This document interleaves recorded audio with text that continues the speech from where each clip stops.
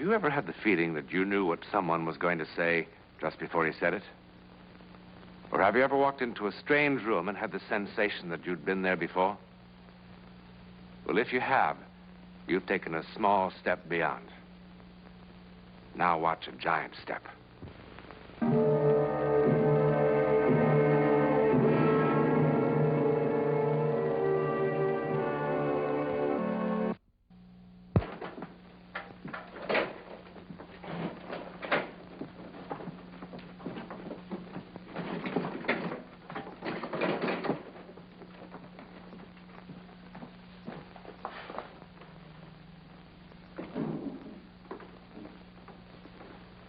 I'm looking for Lieutenant Barnes. That's me. Oh, Mr. Newland, isn't it? Yes. Well, didn't you get my wire last night? No, just the letter. Oh, well, I sent you a wire and told you not to come up. Well, it's strange I didn't get it. The letter said the house was being torn down today. Yeah, well, it's all a mistake. I acted on an impulse. An impulse? All right, Lieutenant. That's kind of normal. We all have impulses. Look, I changed my mind, okay? Sure. I'm sorry to have brought you up here for nothing, and I'll be glad to pay your expenses. No, that's not necessary, Lieutenant. I kind of enjoyed the ride. Believe me, this is not the first wild goose chase I've been on. Look, if I told you about the house, nobody'd believe it. I haven't got a scrap of proof. But you believe it, don't you? Yeah. Do I look like a screwball or something?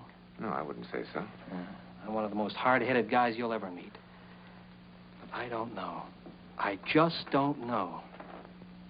I suppose I owe Graham something. They all think he killed his wife, you know. I guess I gave him a hard time. Want a cigar?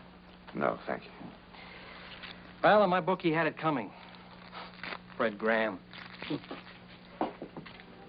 He and his wife used to live in Bridgeport, and they rented this house here for the summer. She lived here, and he came up on the weekends. They had one of those marriages they were trying to patch up. It had gone sour. They weren't doing a very good job of it either. I didn't get to know him until later. But the neighbors complained more than once about the fighting that was going on up here. Fred, wait. What now? Go back to the city. I came up for the weekend, remember? Why, so we could fight some more. We didn't fight tonight. You were quiet as a mouse. It was a pleasure. We aren't going to fight any more at all. The neighbors will be glad. I mean it, Fred. I want you to go back to town. We've no reason to fight anymore. People only fight when they're trying to save something, and we've nothing to save. No soap opera, please. We were much luckier than a lot of people. We had some wonderful years together. Now the only reason we stay together is that we're afraid to tell each other the truth, that's all. Which is? That it's all over. We don't have one single reason to stay together 1 minute more.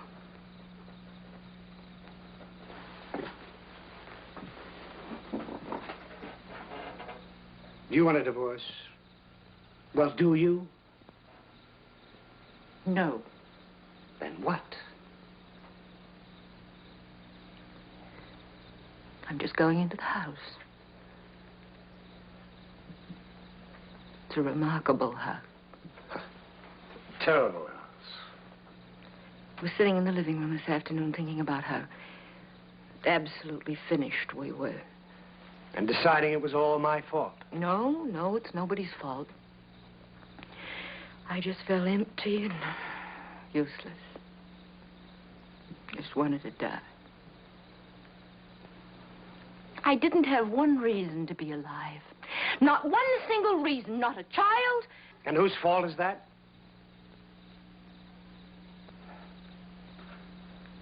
Not a husband. I felt like this before. I've taken a sleeping pill or a drink and slept it off, but this afternoon in that house, something happened to me. It was like I don't know how to explain it. It was as if I could translate my not wanting to exist into actuality. I felt empty. As if I were being swallowed up, as if I'd reached the point of zero. I thought, if I look into a mirror, there won't be any reflection. And if I stand in front of the light, there'll be no shadow. Come on, Ruth, it's late. All I have to do is let go. Really let go. And it would be the end of me.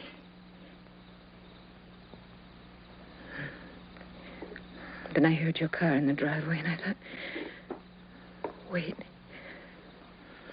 Give it one more try. Maybe this time it'll be all right. Maybe this time it'll be like it was before.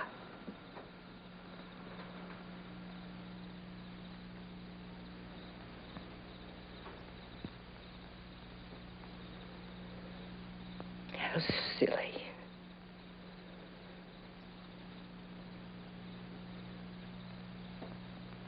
How silly. Yes. Silly and stupid and boring.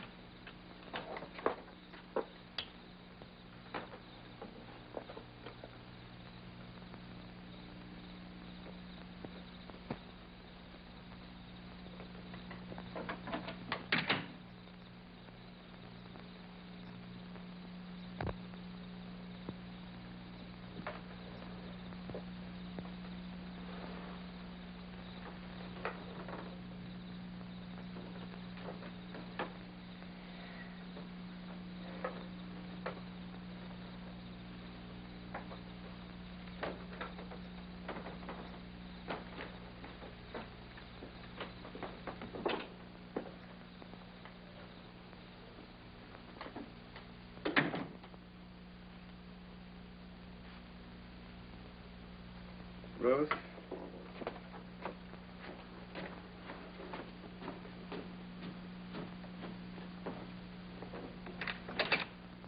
Ruth, why don't we stop all this nonsense and try to get along like grown-up people do?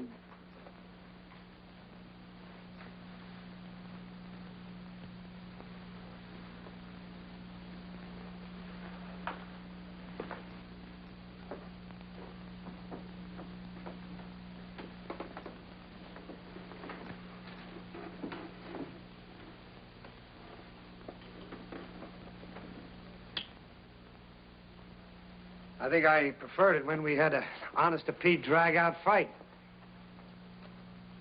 Didn't you?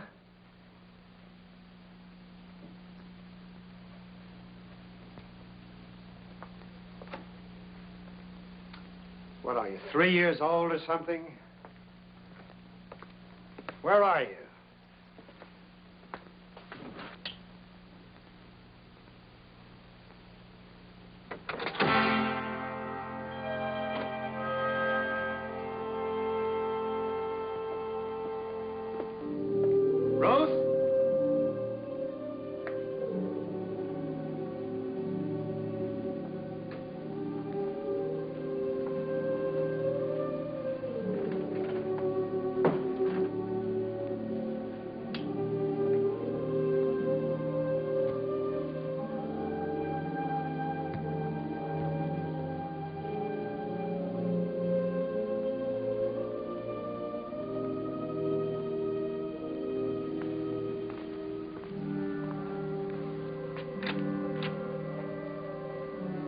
Ruth? Ruth?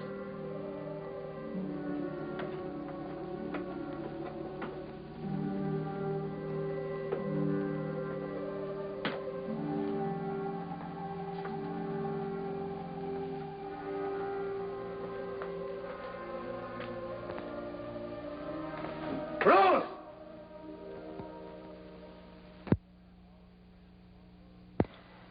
Well, Mr. Graham called and asked me to come over to his house at 9:30 that night. What did he say? But his wife had disappeared. Did he have any idea where she'd gone? No, but he had a pretty wild theory. Yes? Well, he was kind of excited and upset, and he didn't seem to make much sense, but... Well, the gist of it seemed to be that she had walked into the house and vanished into thin air. That's what happened, I swear. What did you do then, Lieutenant? Well, I looked the house over from top to bottom. I couldn't find her or her body. Your Honor, I move the phrase, or her body, be stricken from the records.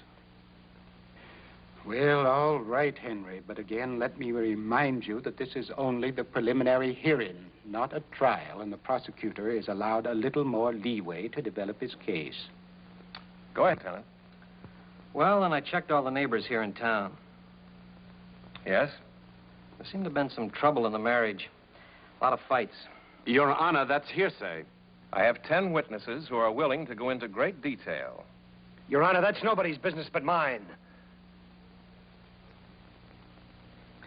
Then I went to Bridgeport to the apartment. Checked the neighbors there. It was the same story. I have several sworn statements from the neighbors, Henry. What else did you do to try to locate Mrs. Graham besides going through the house? Well, we dragged the lake for 3 days and couldn't find a body. Sent wires to all her friends and relatives. We sent a missing persons circular throughout the East. And no results? Nothing. With all this evidence of motive piling up on my desk, I went over to the district attorney's office and asked him to swear out an indictment of murder. I didn't kill Ruth. Mr. Graham, you must not do that again. That's the case for the state at this time. Except that I would again like to point out that perhaps people disappear into thin air in India or places like that, but not in good old Connecticut. And I strongly believe that we have enough evidence to hold this man for trial. Based on what's been presented today, the court must find that the prosecution has failed to make any case at all in the important area of corpus delicti. Lacking circumstantial evidence that a crime has been committed, the charge of murder in the first degree is dropped. Does that mean I'm free? Sounds like it, doesn't it? Thank God. Let me urge the prosecutor to continue his investigations, and let me assure him that should there be new evidence, this court will be very happy to cooperate to the fullest in the cause of justice.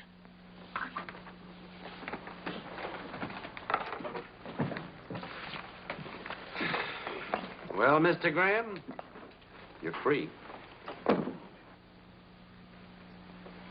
You're absolutely certain I killed her, aren't you? Yep. Didn't you?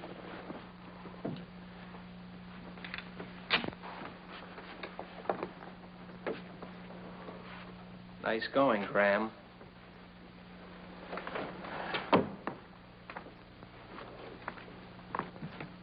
You know, I gotta admire a job well done, even if it is murder.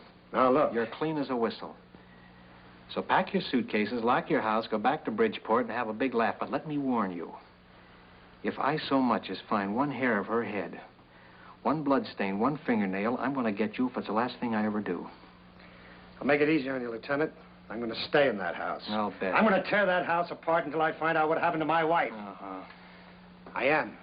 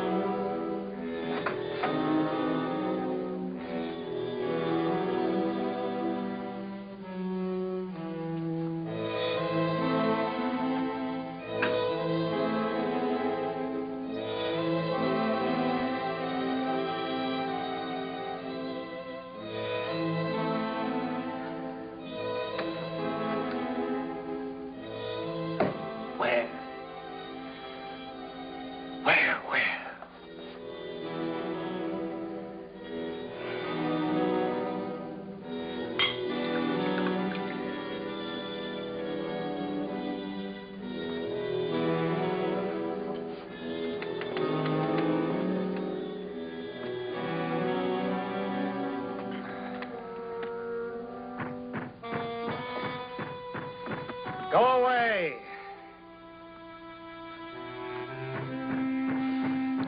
There's nobody home. Go away.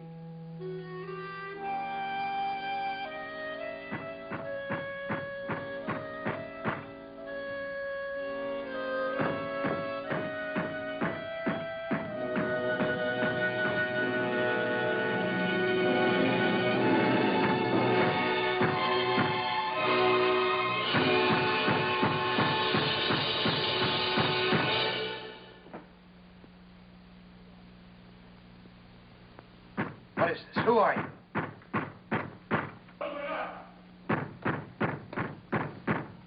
Answer me. Who are you? Stop it!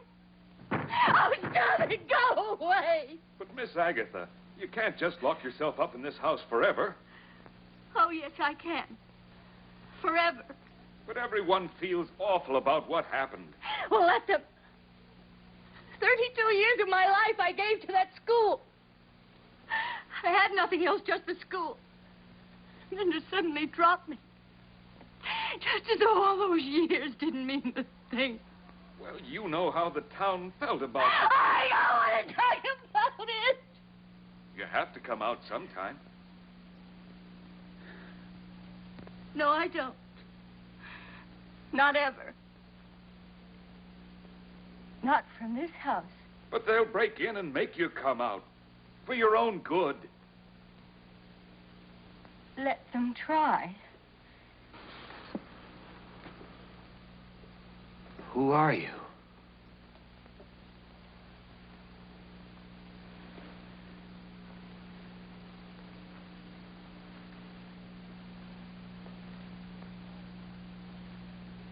Answer me. Who are you?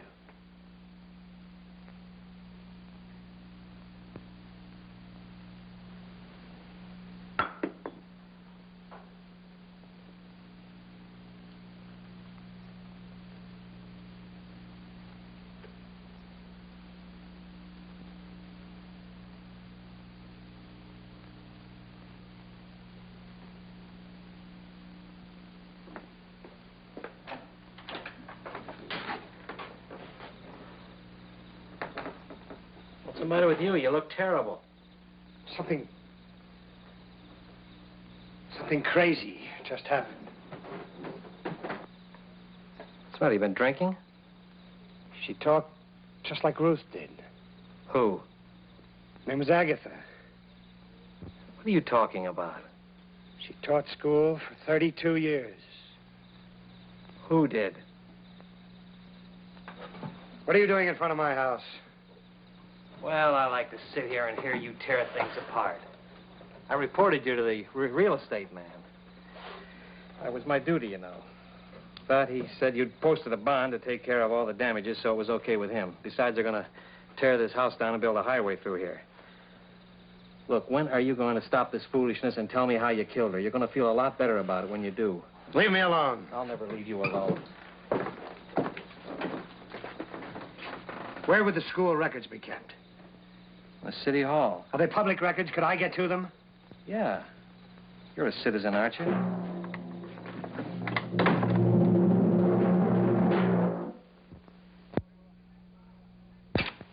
Where have you been? I called your office 10 times. I had things to do. You decided to tell all? Ruth wasn't the first. There were two others. Two other what? This house. There's something about it. Ruth said it was like being swallowed up. She said if she looked in a mirror, there wouldn't be any reflection. What are you talking about? I don't care what you think. Read this. It's a very old newspaper, October 24th, 1858. Read what it says about Agatha Dunlap under the headline, Strange Disappearance. All right, what's the name of the game we're playing now? She was fired for being an abolitionist. Yes, right here in New England. So what's that got to do with anything? She lived in this house.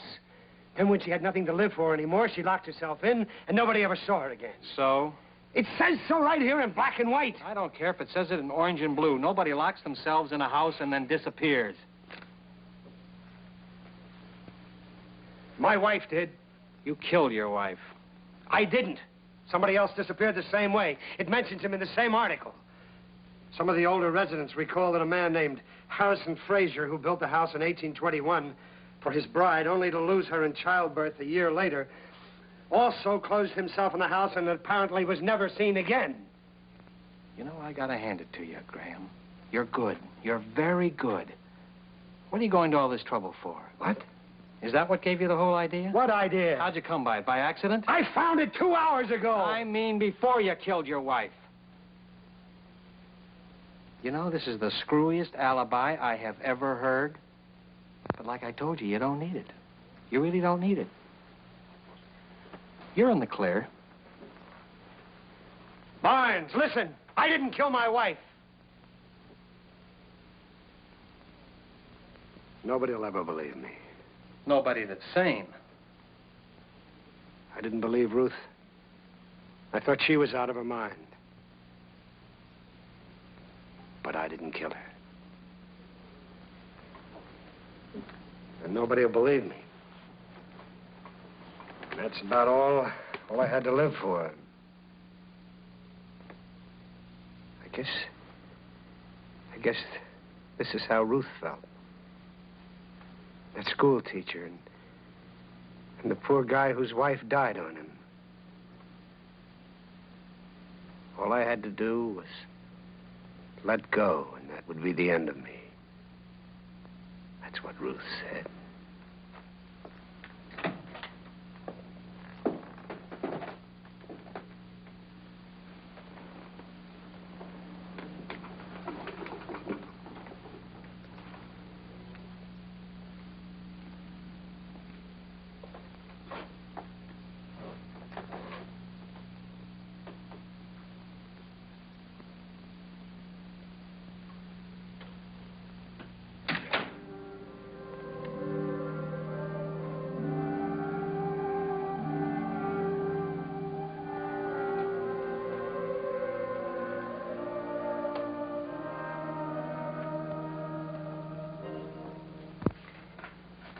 But he wasn't in the house. He wasn't there. Well, be logical. How can that be? Well, it's happened many times before, Lieutenant. People have simply vanished from ships, airplanes, and houses just like this, without a trace. Look, nobody in town knows about this. They all think he took off, so if you do decide to use any of it, change the name or change the place, change anything, will you? I understand, sir. Okay. Thank you.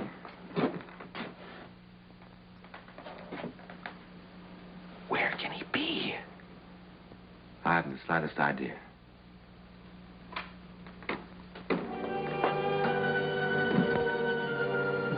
Before Albert Einstein, men were positive that there were only 3 dimensions. Now we are equally positive that there are only 4. That is until someone discovers a 5th dimension. Or perhaps it's already been discovered by people like Mr. Graham.